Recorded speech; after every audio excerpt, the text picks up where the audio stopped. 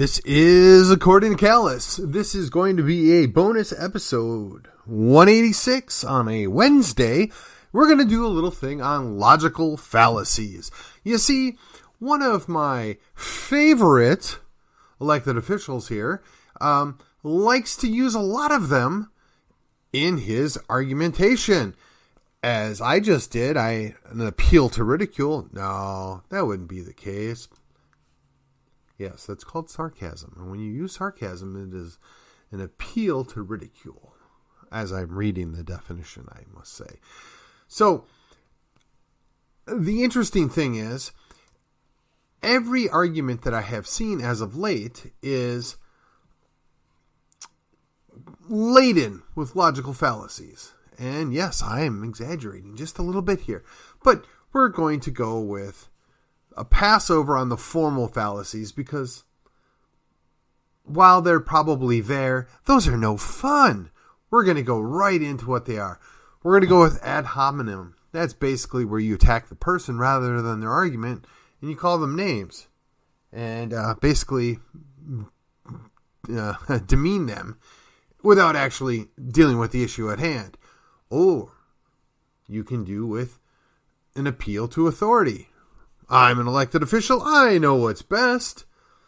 You can go with the argumentum ad populum. Basically, I'm going to appeal to the masses because everybody's doing it. So therefore, you must go along with it, right? Appealing to the people.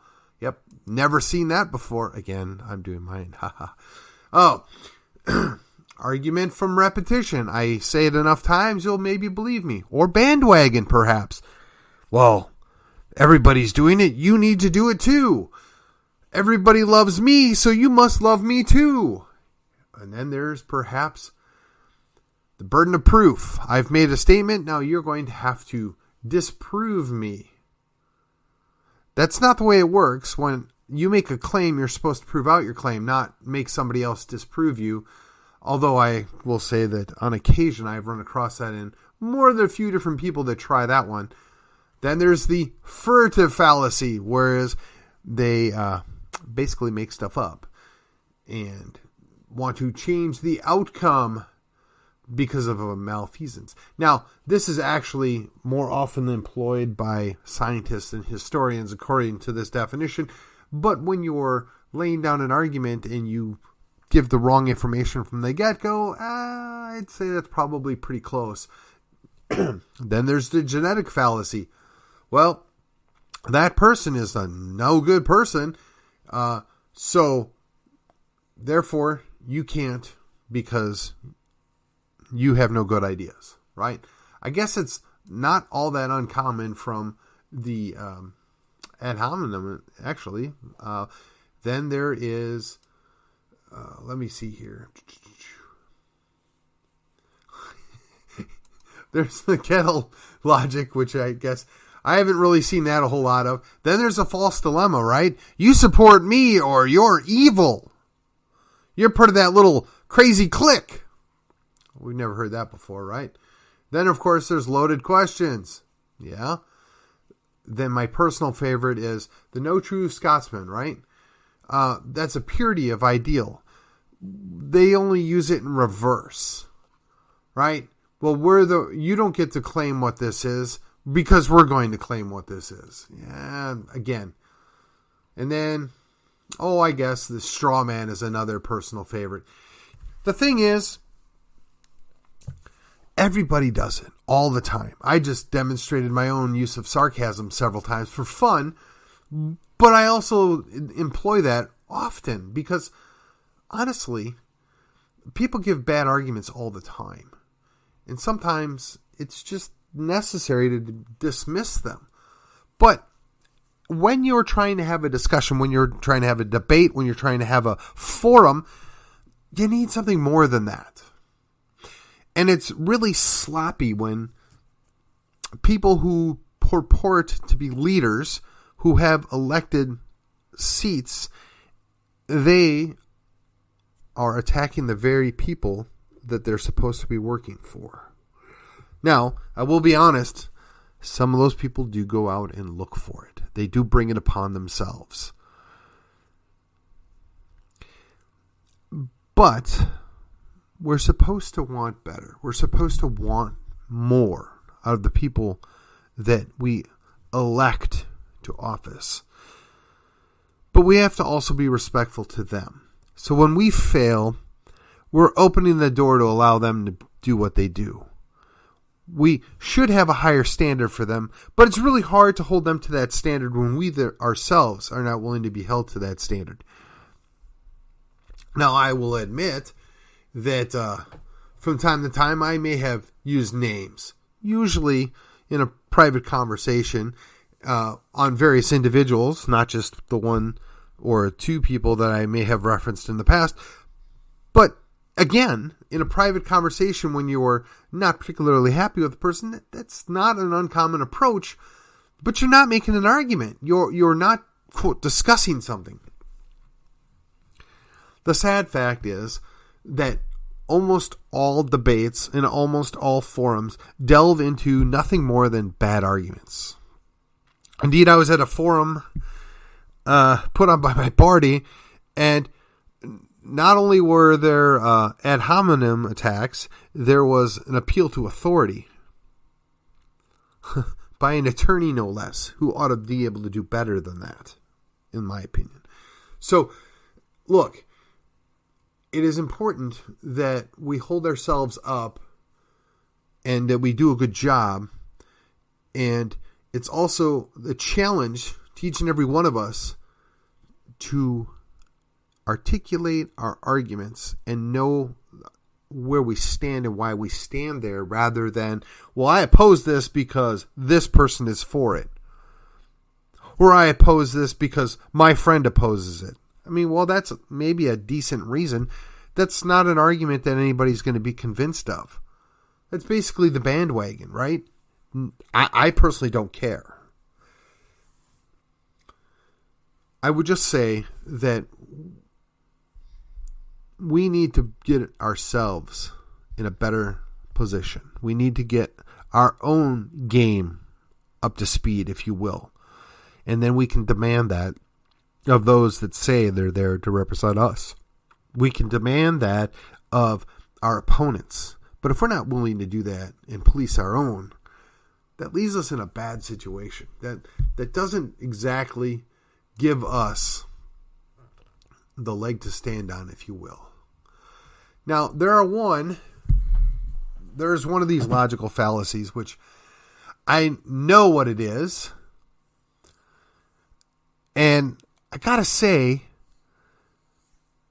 that I've used it and I will defend using it. And that's the slippery slope. So if something were to happen, then something else will happen. There is demonstrable proof of that many, many times. Let me give you a case in point. So back about the time that I was at UNT, the U.S. Supreme Court decided that dudes could marry dudes and women could marry women. Wow, I don't know why that's such a challenge. Same-sex couples were going to get the playhouse with the state's authority and blessing. And we were assured that's where it was going to stop. There'd never be anything more. Now, I naturally assumed that it would be plural marriages would be next, right? And there is a little bit of that, most interestingly enough, coming out of Utah.